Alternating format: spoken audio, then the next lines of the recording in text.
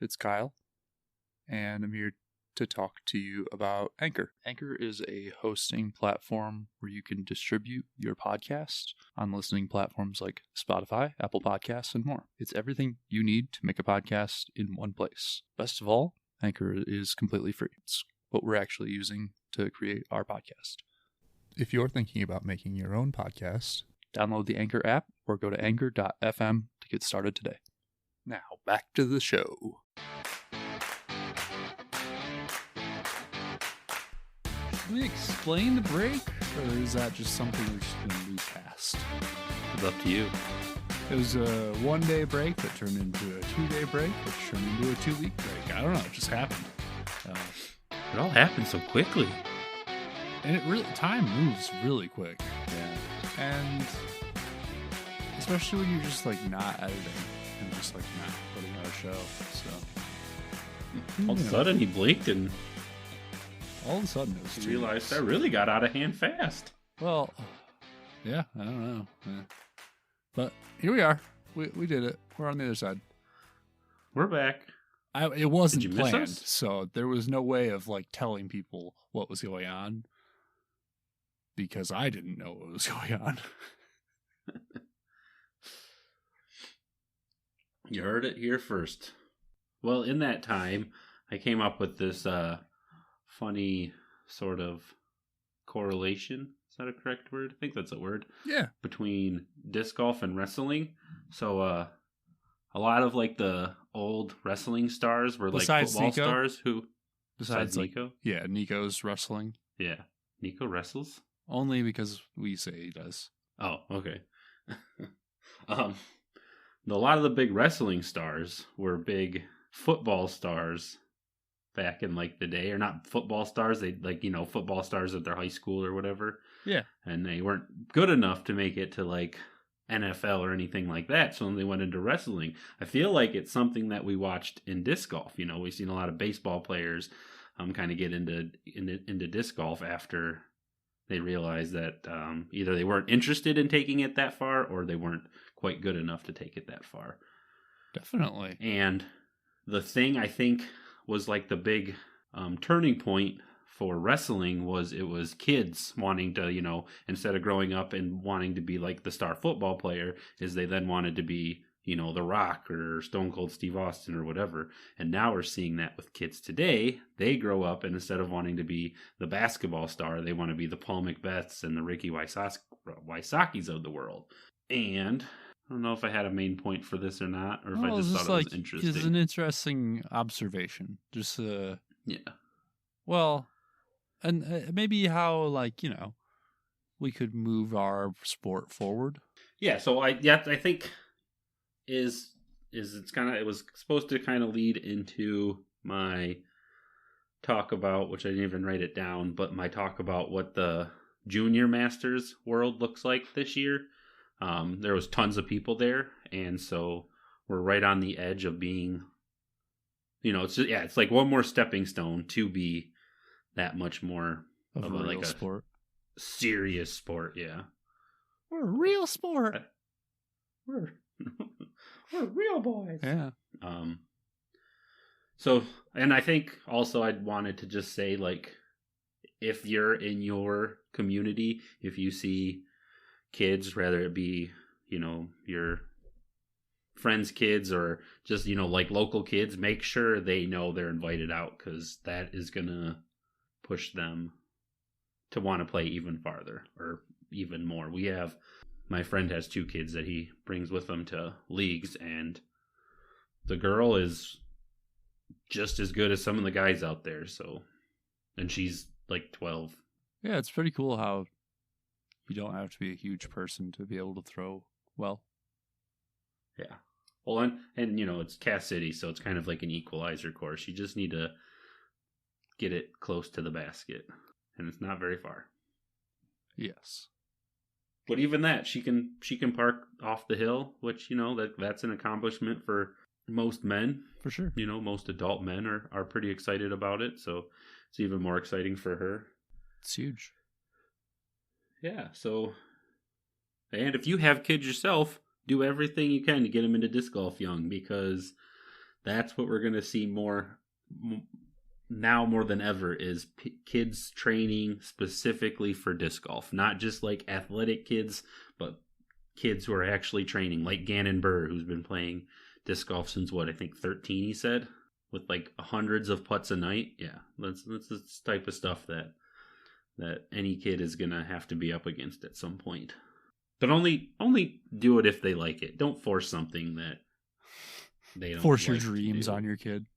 Yeah, like it sounds great to like go disc golfing with your kid, but which it is, but don't force him into something he's not interested in, or she, yes. That's no it. Means that's my tangent. So good tangent. Wrestling, something about wrestling, man. Something wrestling. Head on over to our Teespring. Use code OhNo for free shipping. Discbaron.com. Use code OhNo for 10% off. OhNo 10. OhNo 10? Fuck. That's close. OhNo 20 going on over at frictiongloves.com, we think. Pretty sure. 80% sure. And that'll get you 20% off, hopefully. Pretty sure. If ours doesn't work, use Trash Pandas. Yep. That's what, if like Trash Panda still has his code, I'm sure they like. I'm sure. Even if they're like, if they gave us it, they're probably not gonna like take it off. Take it away. Yeah. yeah, they're just like, yeah, cool. I should definitely message them. I still haven't done that.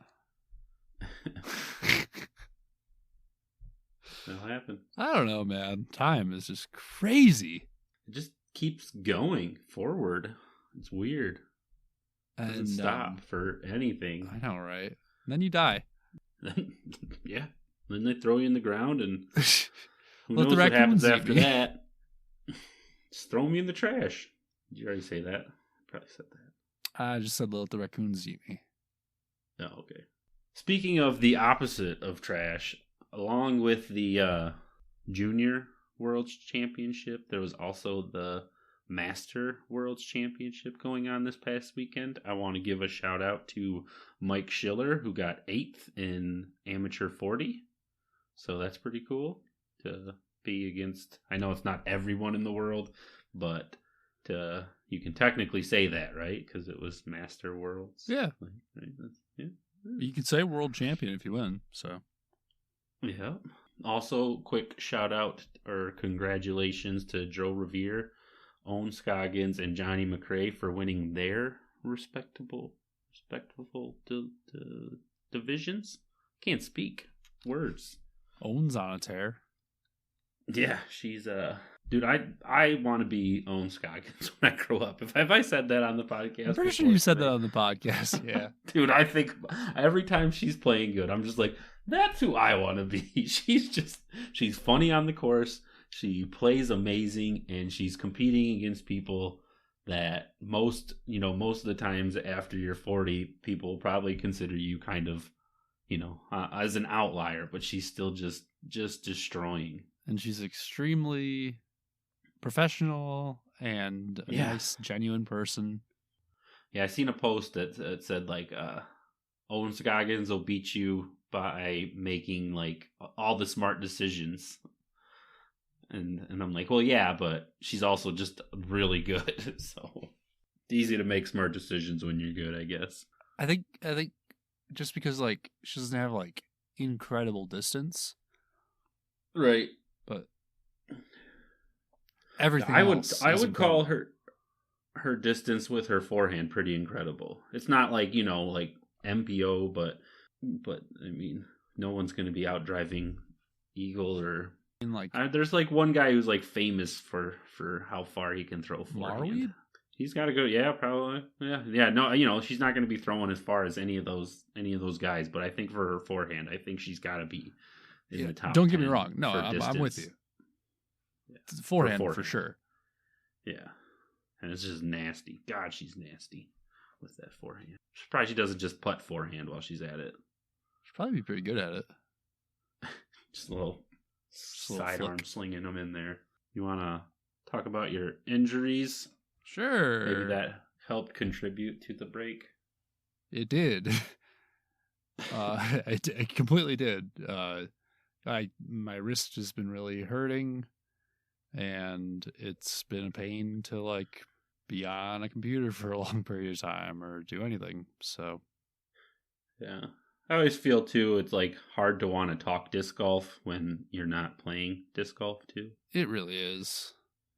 I hate being hurt for how He's much hurt a lot. for how much I've hurt myself in my life. Like, I really hate it. It's just annoying. So, just dealing with a sprained wrist that I have been having a brace on my right wrist, and still kind of dealing with the ribs just a little bit, but they're pretty much all healed up. So he's been trying to play disc golf in a brace. I have. He's been telling me it's been his best game ever. So fantastic. Right? I've been shooting so well. Didn't just shoot 5 over today. It's okay. Yeah. I shot 10 over the other day without a brace. I mean, it is kind of like sometimes like it's like shit. I'm B- with the brace on. Yeah. Ooh. And that's like, oh no, you were just lucky. Oh.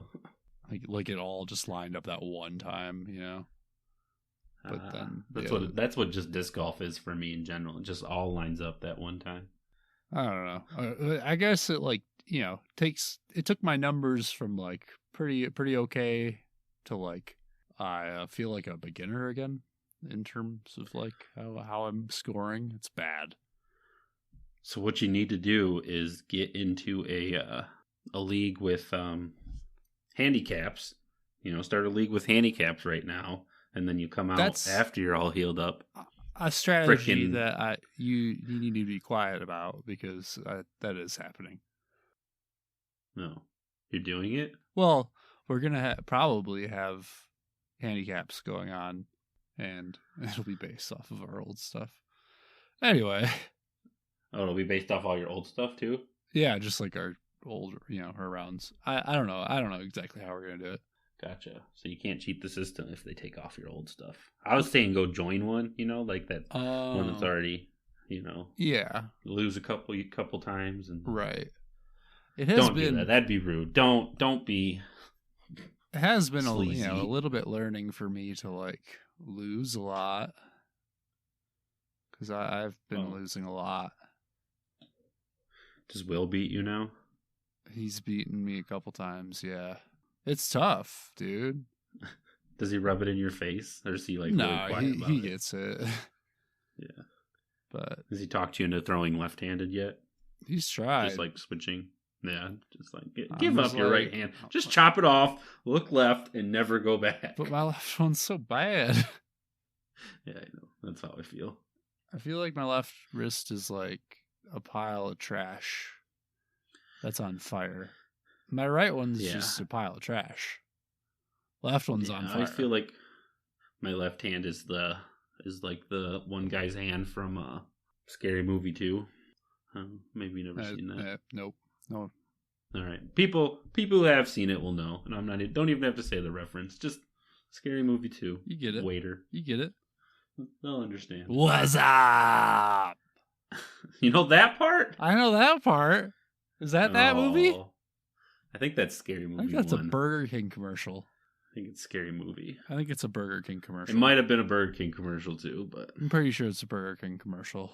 So any guess on when you'll be back full 100% or a couple weeks? Probably a month.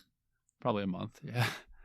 I don't know. 2 weeks to. I feel like I have a pretty good range of motion now after isolating it and immobilizing it. Right. It's just not, succumbing to the temptation of hurting myself again. Keep the brace on longer than you feel you need it. I want to take it off so badly. Mm-hmm. That's What's definitely harder? why casts are like better on you permanently. Yeah, I don't know. Semi permanently. I've broken many of my casts off. I mean, yeah, me too, but like at least it's definitely more difficult to get off than like the plastic shit that I've been dealing with. You can literally take it off whenever you want. It's literally made to be easy to put on and easy to take off. Yeah, and it's a piece of shit too. So I'm getting a new one tomorrow. Gotcha. It has fallen apart. So what's harder, driving or putting? Putting, 100%. I drive a stick too, so. Nice. Yeah, so hurting myself is just so great. And a scooter, and pretty soon an electric bike. Yeah, yep. Or did you get rid of the scooter since that's what you hurt yourself on? No, I like the scooters. Catch me scooting. Scooter gang. I scoot every day. Yeah, I used it earlier. Ran up to the store. No, scooted up to the store. Yeah, I don't run. I don't even walk. I scoot. Yep. They call me the scooter. All right. You get any funny videos of you throwing with your brace on? I mean, it just looks like I'm trying. Too hard? Do you still throw really hard with it, or try to? Oh, you know it. Just doesn't work. Oh, 100%. Every time, every shot. It's all nose up. Every single shot I've ever thrown in the brace on. I don't know. I can't. I can't bend my wrists to Right, bend it to help the nose down. Yeah. Yeah. It's everything is nose up. Yep. That's rough. It's fine. I have the most fun. No, it doesn't sound like it. Does not sound very fun at all.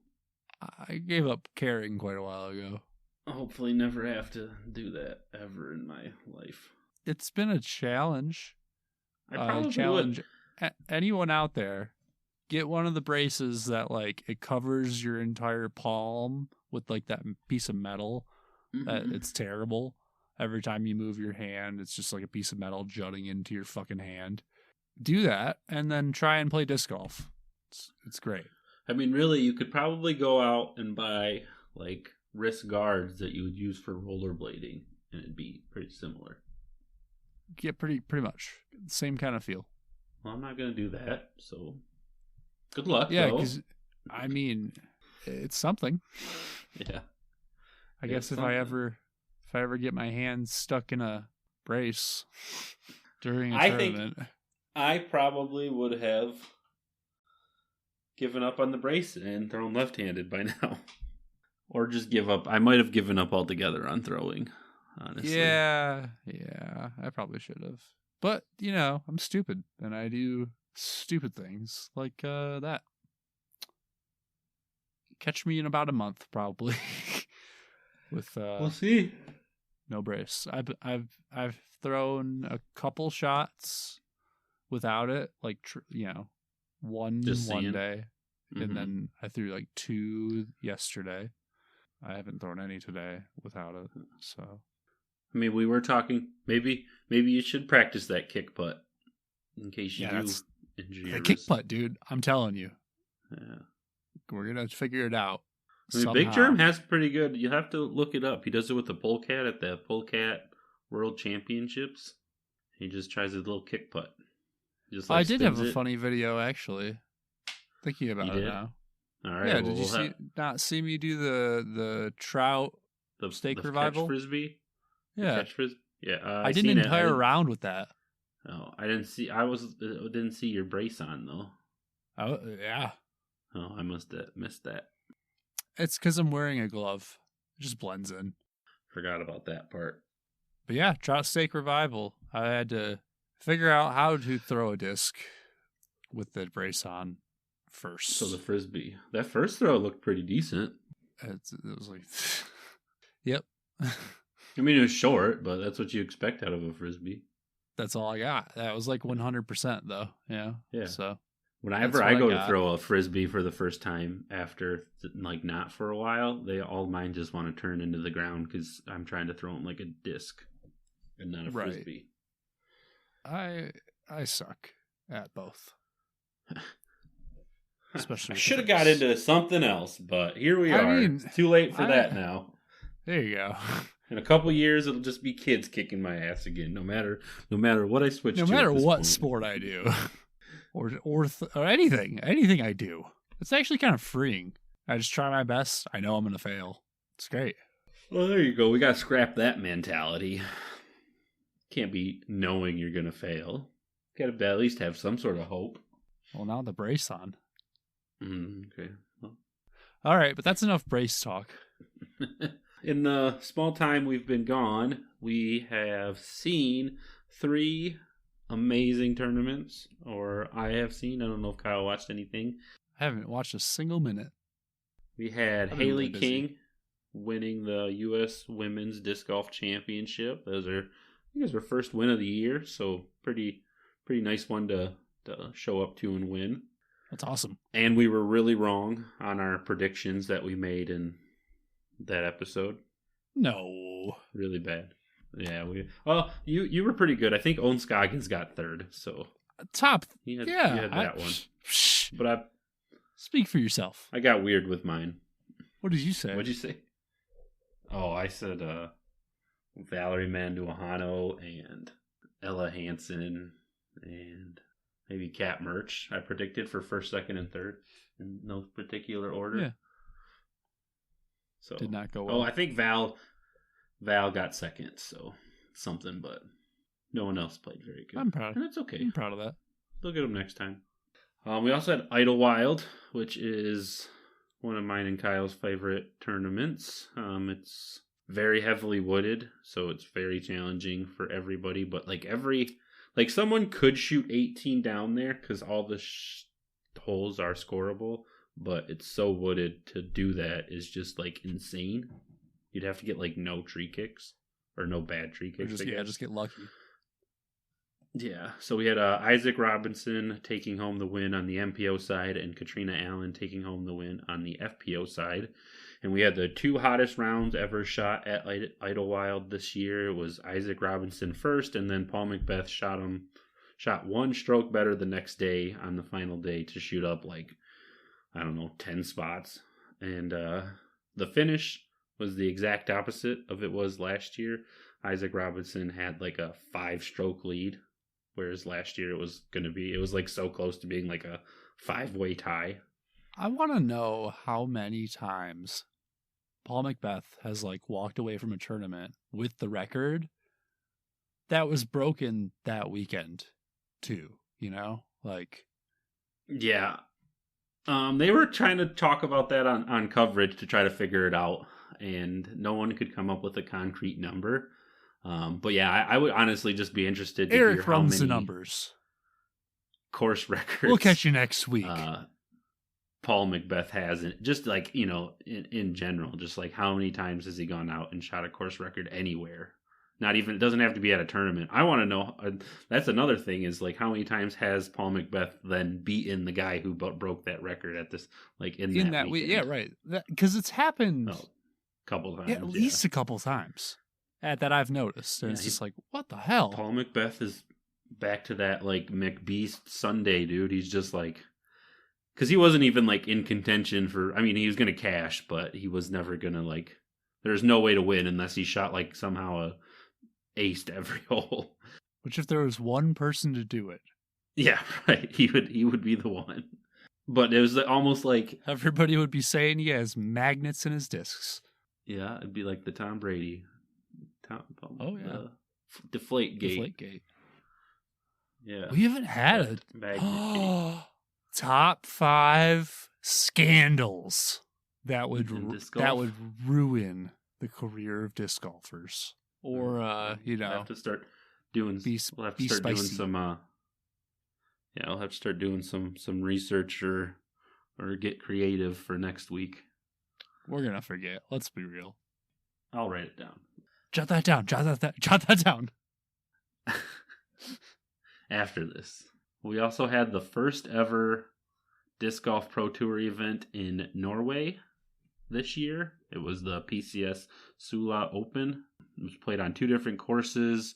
The courses were almost what I think of as a perfect course. The second one, especially the second course, I'm not even going to try to pronounce it.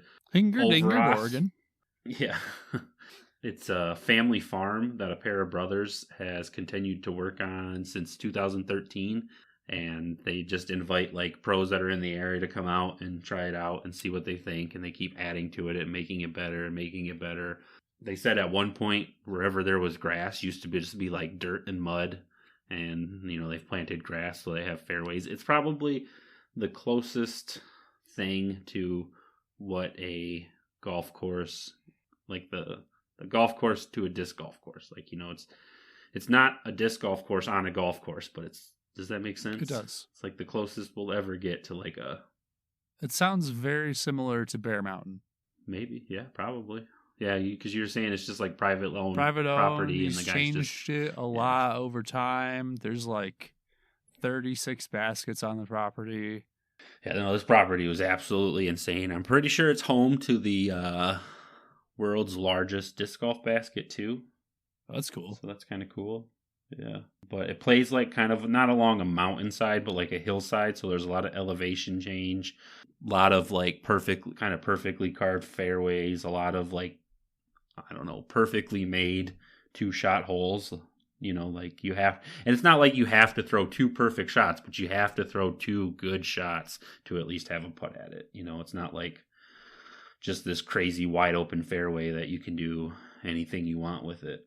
Love it. There was instances because they didn't want to take out more trees than they had to. So there was instances where there were so many trees that the only view of the shot that the person was trying was the drone view as someone's like trying to throw like a grenade over the top or whatever. So that was like really kind of cool to see. Yeah, so that's like dream course to go play at some point if I ever could work up the courage to go to Norway. Yeah, fly here first. I'm scared. His arms will be so tired. And the first course too, it was good. It was kind of like looked like a public park. It looked like it maybe used like the infield from not a baseball, but like inside of a track as like part of it. So there was some like kind of boring holes, and they made like artificial out of bounds to make it tough. But they also did a lot of good stuff with water and other design features, natural OB.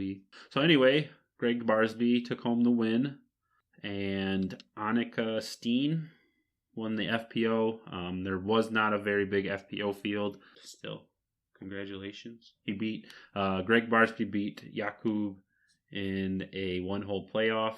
Oh, the final score was 15 under after 4 days of disc golf. So that is wildly different than what you would see out here. Yeah, hugely different. Mm-hmm. Yeah, like at Idlewild the weekend before, Isaac Robinson averaged 11 under each day, and so yeah, it was cool because after the first day James Conrad was in first, and then after the second day Eric Oakley was in first, and then after the third day Jakub I think was in first, and then they tied it up to take it to a playoff. So yeah, check it out. It's on Disc Golf Network. I don't know who did post-produced. That's it. And count us down. 3, 2, 1. Top 5. Oh, yeah. For our top 5 this week, we picked the top 5 distance drivers you should check out if you are either one, just getting into distance drivers, like finally graduating to them, or if you're slowing down and maybe getting older and you need something to help you get that little bit extra distance. Hell yeah. Starting off with number 5, we pick the Nuke SS, 13 speed, super, nope, not quite the most understable on the list, but pretty damn close. Flippy, depending on the plastic. Yeah, but it's so easy to just like flip up and get a full S-line out of it. As long as you can't throw it into a headwind, trust me, don't even try. If there's a headwind there, real quick. Yeah, you'll find out. You'll find it out for yourself for sure. But definitely a good one to try out. They're pretty easy to find usually. And it's a fun disc to learn how to shape. just if they're new to distance drivers or easy way to get a little bit extra distance to move to something a little bit more flippy. Yeah, definitely fun to throw. Not something that I don't know if I'd ever be in my bag full time. It's like almost like a utility disc. The number 4 would be the Tern. This Kyle's is my specialty. Game for a while. Loved the Tern. Still love the Tern.